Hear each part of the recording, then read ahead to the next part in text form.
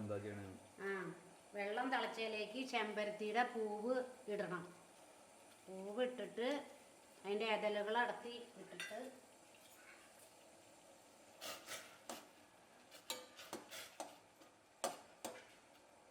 അത് കഴിയുമ്പോൾ അത് ഓഫ് ചെയ്യണം. വെള്ളം ഓഫ് ചെയ്യണം. വെള്ളം ഓഫ് ചെയ്തിട്ട് അത് കോരിക്കളയണം. കോരി മാറ്റണം.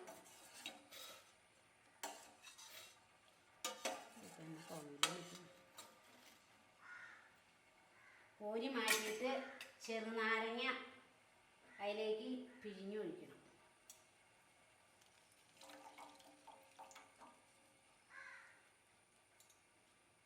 ഒരു ചെറുനാരങ്ങ പിഴിഞ്ഞൊഴിക്കണം.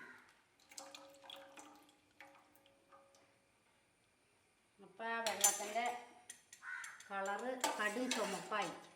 ഇനി ഇതിലേക്ക് പഞ്ചസാര ഇട്ടേച്ചും 2 ഐസിൻ്റെ കട്ടയിട്ട സൂപ്പർ നാരങ്ങ വെള്ളം കുടിക്കാം.